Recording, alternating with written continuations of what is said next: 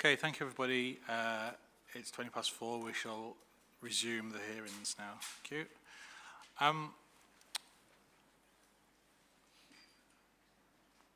What I propose to do now is I noticed that obviously Natural England have indicated their wish to speak. It's probably better to speak before or after the council. Let the council go first in terms of the response to the DIO. Okay, in that case, we can go to the council to respond, please. There are a number of fundamental flaws in what Mr. Bewley has said to you and said to you repeatedly. The first issue where he has made a fundamental error is to say somehow it is incumbent upon the council to demonstrate its own plan is unsound. That is simply wrong. Under the regulations and the directive, if you are not satisfied that a case can be screened out, then there has to be an appropriate assessment.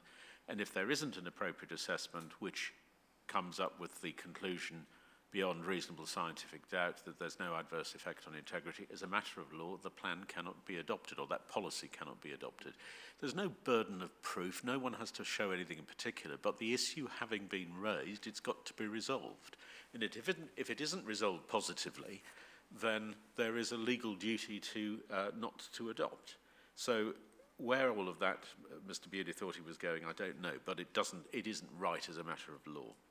Secondly, Mr. Bewley wishes to jump in and say, well, look at our site, we can provide you with a mitigation for the other sites. The difficulty is Mr. Bewley has spent some time comprehensively demonstrating that we need to do more work, which I'd already accepted. And you can't simply judge, as he asks you to do, at a snapshot now based on his late shadow appropriate assessment, which we only got recently, as you know. We will be putting in a comprehensive response to that. And let me make it quite clear, we do not accept, and Dr. Liley will explain, he was not doing an assessment of the adequacy of mitigation in the footprint report. We do not accept the adequacy of the mitigation. Can I just give you some examples?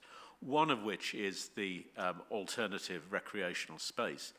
A significant proportion of that is already open access land under the Crow Act, and therefore it is already available for public recreation. Some of it involves habitat improvement. That is fundamentally a matter of future uncertainty and falls within the principle I've mentioned. There is the issue that Mr. Marici's opinion deals with, which is the ability to make bylaws. Well, it's interesting if one just looks and thinks about whether that is something which can cure these issues. You can ban sheep worrying, and I may say in passing, there have been complaints about recreational use of the common. Sheep worrying is one of them, by recreational use of dogs being let off and not controlled. That has been a constant report, and we can produce in due course the relevant minutes to show that. But in any event, the bylaws issue, MOD has had control of this site for a significant period of time. There are reports that people will use areas which are subject to active military activities, even when those activities are going on. People do not necessarily currently comply with requirements as to the safe use of the site. And the suggestion that the ability to make bylaws and the MOD will police it is a cure for this matter, either on its own or as part of a package of measures, is unrealistic, we say, just looking at what's been done to date with military activities on site. I'm not going to go into any more detail because we need to respond to this fully. And we were, had it just been the mitigation report, we'd have responded to that today. But since we were given the shadow HRA, we thought it was better to provide you with one package of responses. With regard to the inconsistency of approach, well, I've already accepted we need to revisit and undertake appropriate assessments for the other sites. But can I just make a point of correction, just so you don't think that we've underplayed this? Mr. Bewley says, well, 7% as opposed to 17%. That 7% is the cumulative effect of all of the other three sites, as opposed to the single impact of 17% from one site. We find the 14% difficult to understand in the PCP survey, not least because however one manages further flung parts of the common, The fact is that the housing proposed here is slap bang against it, and a lot of it is less than 400 metres from the designated European site. So what you're having to do with mitigation or compensation, as it may properly be considered in due course, is to deter those from the QEB site who are living right up against the protected European site from going to the site which is right next door to them. Now, you can put a fence up, you can put walls up, but people have access through existing footpaths and the like.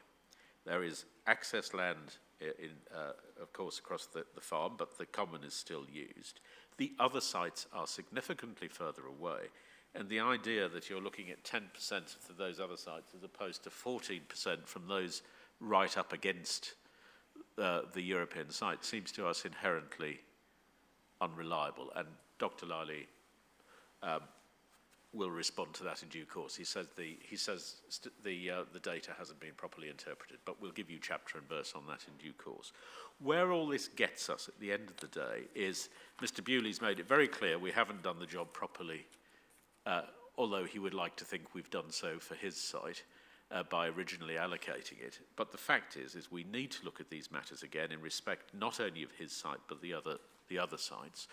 Those other sites have got recreational space proposed for them, and indeed GI6 lists in relation, for example, to ST8 and ST9, OS8 and OS9 adjacent recreational space. And what we propose to do is to look at those in the appropriate assessment. There may need to be a modification in due course, but we are looking at alternative recreational space, for example, for the other sites, which is immediately adjacent to them, which therefore doesn't have the issue that QEB has of having the European site immediately adjacent to 500 plus new houses.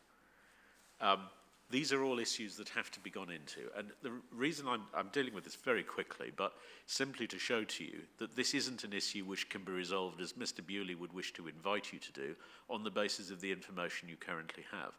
Footprint haven't endorsed the mitigation, and Dr. Lally will explain that in a second.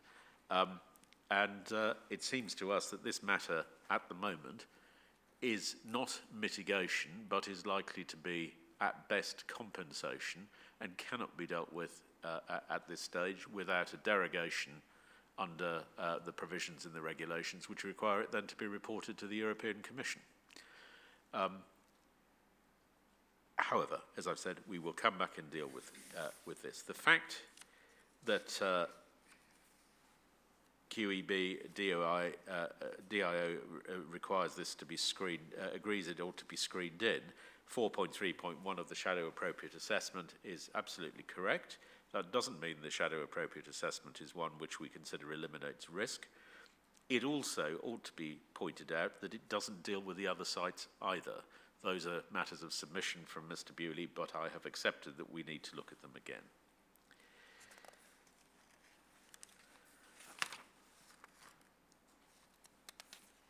Let me just check whether I need to deal with anything else at this point.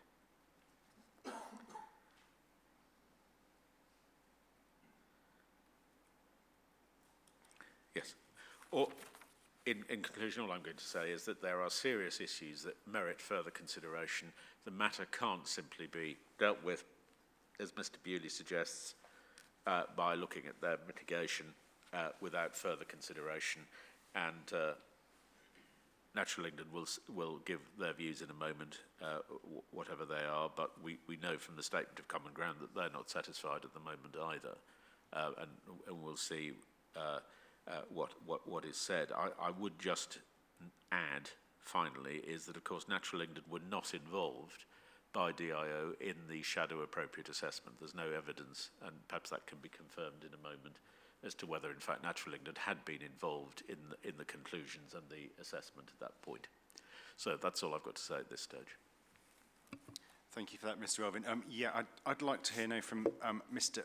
Ash. I mean, one thing that is quite unclear to us is the extent to which, if at all, Natural England has considered the additional mitigations that are included now and the shadow HRA.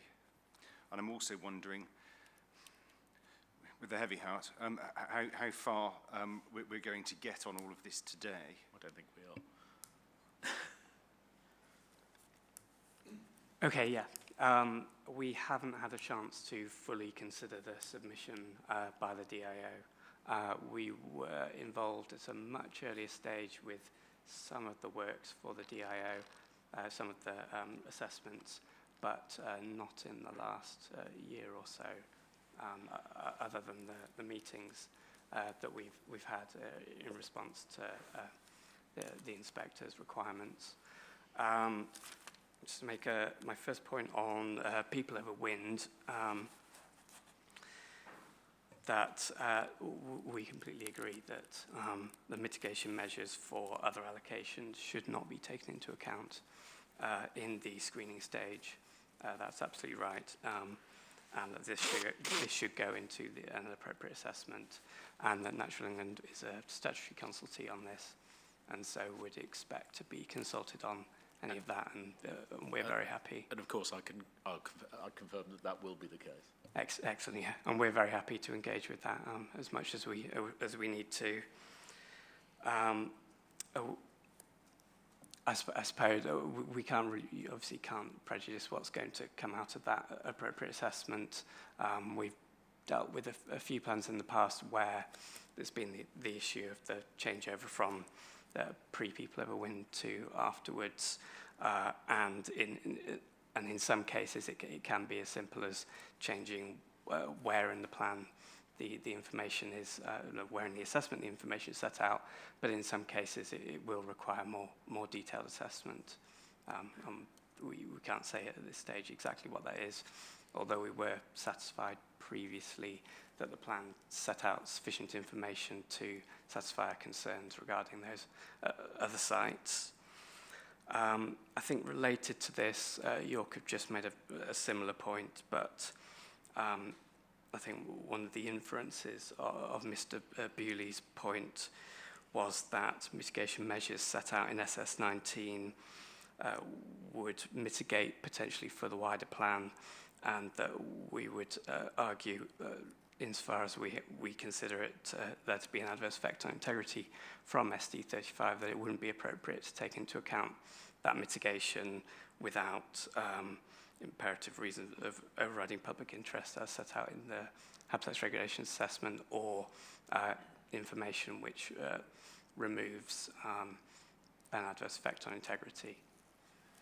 I think more broadly, Natural England did not consider the plan to be legally compliant at publication draft stage for a number of reasons, which included a lack of evidence regarding recreational disturbance at Strensall Common, and notwithstanding this People Over Wind issue, we're generally very pleased with the consultation we've had with York since that point, when they provided us with quite substantial amounts of information on air quality, on the recreational disturbance, and a lot of further assessment, which has satisfied the concerns that we had at that stage. I think fundamentally we still consider that the level of threat to Strensall Common SAC, which is identified in the Footprint Ecology report, and the uncertainty around mitigation measures, means that we agree with the conclusions of the HRA that the adverse effect on integrity can't be ruled out. Yeah, I think that's all we had for now. Okay, it's right to say, isn't it, that Natural England are the government's advisors on environmental issues of this kind? Yes. So, in that sense, your views are reasonably important. I will put it this way: we certainly want to know what your views are, and we've got two things going on here, haven't we? We've got, number one, additional work that the council has identified it needs to do in relation to its HRA, and the second thing being we have the shadow HRA that's been produced by DIO. Yeah.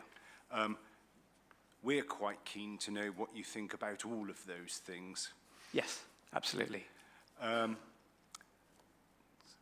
you're very busy, but We'd is there definitely be happy something... we'd definitely be happy to provide commentary on that, and if anything you require on that.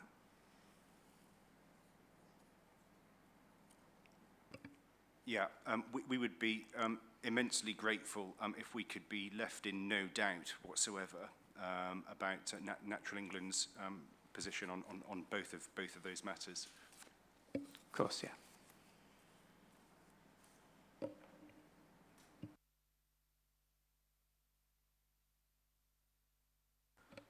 And so I think you're right that we can't resolve those issues today because you need to see what our response is going to be to the shadow HRA, and then to see the update to our HRA on the other sites. I apologise for that, but it's just one of those things, I'm afraid.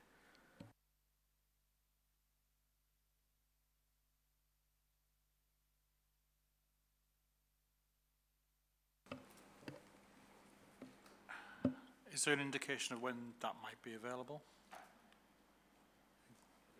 This side of Christmas. I was thinking more of the longer term in terms of what a realistic date of when that might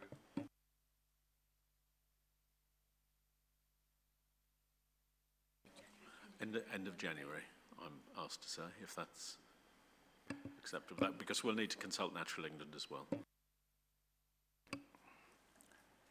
Yeah, what I don't want to do, I don't think, is to set some kind of hard deadline that you feel that you have to achieve. And then go ahead and do the work, but forget some legal judgment again. What I'm saying is I'd rather that the council took the time it needed and did a good job and did the job right. Agreed. And also, I don't think it's going to be something that will hold up this examination.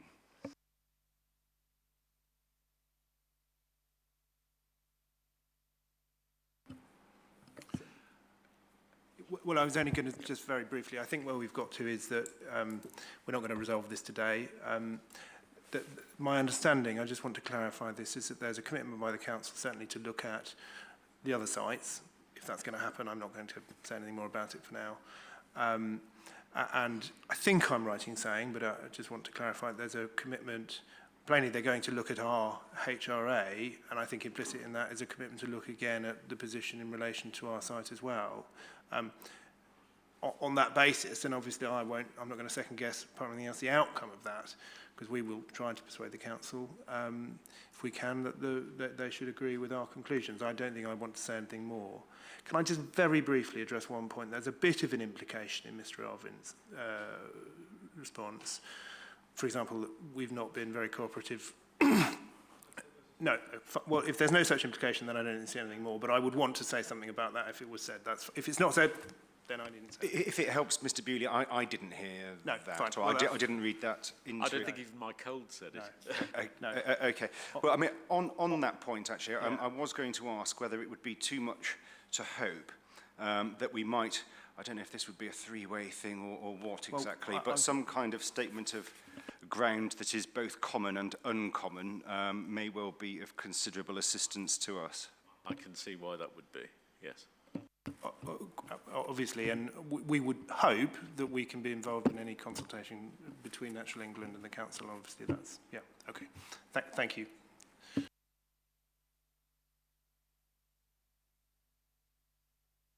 I mean, let me make it clear, we took the site out, not because we had any objections to it generally, but because we felt we had to as a matter of law. It's the mitigation issue.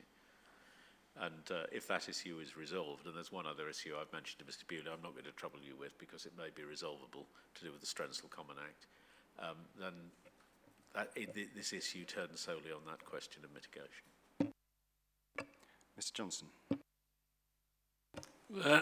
Thank you, sir. I appreciate that we haven't made any statements on this particular topic area, and I didn't think we had to until we heard that we were dragged into a conversation under my representative site is ST8 on behalf of Redrow, to which we've got a substantial planning application in outline currently in the system. The point's already been made, thankfully, by the council with respect to the country park that's bolted onto the side of ST8 for the purpose of wider public benefit, and it's not there to serve or mitigate the site itself, because the site will have its own open space within the site. Now, I'm very mindful of the fact that the comments just being made is that work is underway, and therefore with that point in mind, we would just like to be kept informed by the council as to what happens in that conversation, and no doubt other players and stakeholders, just to make sure that we are presenting the site in the manner that's absolutely required. And what I would say is that we think it mitigates itself, no matter what's been said on the other side of the table. Thank you. As I say, we need to revisit those other 3 sites I've mentioned. The site promoters will obviously be kept involved.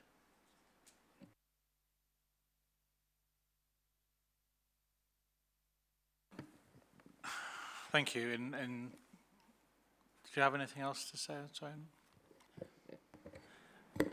Yes, I'd just like to say, as chair of the Strensall Neighbourhood Plan Steering Group, we have been closely involved in the progress of the City of York local plan to ensure that the neighbourhood plan is compliant. The group members, the steering group members are aware that any development close to Strensall Common could not be supported if there was any risk to the integrity of the common, which is recognised internationally, nationally and locally as an area of wet and dry heathland which has international protection as an SAC, is also categorised as a site of special scientific interest. The group are also aware that problems have been identified where dogs are allowed to run loose and worried sheep. Indiscriminate trampling by visitors to the common were also affecting the integrity of the common. This has happened for many years. The identity of the SAC as Strensall Common gives false impression to many visitors that the land is common land, whereas in truth, most of Strensall Common is owned and maintained by the MOD, and visitors are only permitted on Strensall Common when the MOD allow this access. Yorkshire Wildlife Trust are also involved and maintain an area either side of the York to Scarborough Railway. The NPPF Section 12, Conserving and Enhancing the Natural Environment, provides protection to SACs to ensure that these areas are safeguarded from the effects of developments. Our SNP has been revised over the last 3 years to take account of changing circumstances which could affect it. The major change arose following the MOD announcement in November 2016 to close the Queen Elizabeth Barracks and dispose of the site together with Towthorpe Lines for housing development.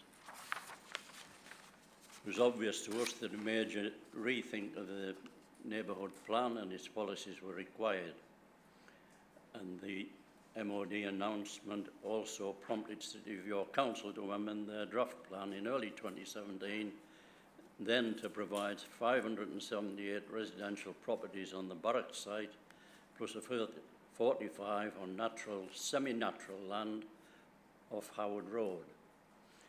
Towthorpe Lines was added to the local plan for commercial use. A heritage regulations assessment for Strensall Common was carried out by the local authority in 2017 and provided evidence to mitigate the effects of housing development on the QEB site by providing more open space on site to discourage new residents from accessing Strensall Common.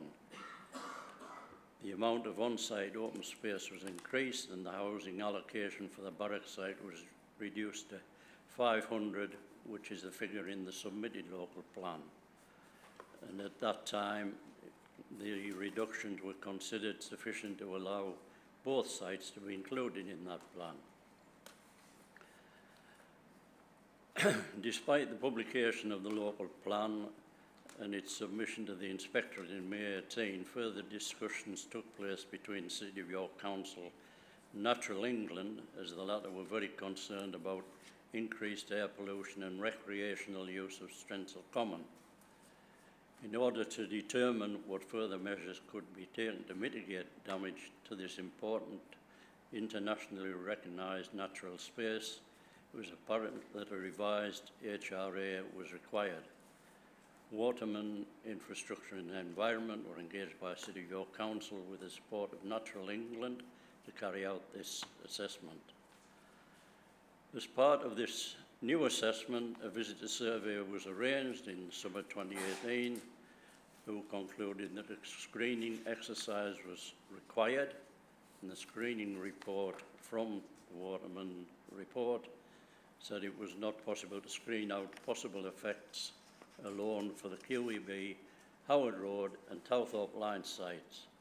And there was a range of possible but credible impacts regarding air pollution, mobile species and recreational pressure affecting Strensall Common. Suggestions that barriers and a funded ward service could be adopted to counter these issues, but neither us nor Natural England or the Council were convinced that these measures would be sufficient. A visitor assessment survey was suggested to establish the current and likely future effect should developments at QEB go ahead, and Footprint Ecology were engaged to carry out this survey. As we've been told, an anticipated 24% increase in leisure use for the common was identified. The conclusion of the report says the only reliable mechanism to avoid any adverse effect on the integrity of the European site is to remove both ST35 and H59 from the plan. Site E18 at Towthorpe Lines was not expected to have the same effect on the SAC, but that the policies for the commercial site should be amended to ensure that no adverse effect on the integrity of Strensall Common was included in policies EC1 and G12. Getting back to the neighbourhood plan, we were prepared initially to go to pre-submission consultation in March 2019, but following discussions with officers at City and York Council, this was postponed. We did the pre-submission consultation in June and July and August of this year. We're still going through the responses that we got from there, but we're almost ready to have it verified as a submission document. From what's been said this afternoon, I'm not convinced that bylaws can be part of a solution. Can they be part of the local plan? I'm not sure on that score. We've been promised in Strensall by the MOD a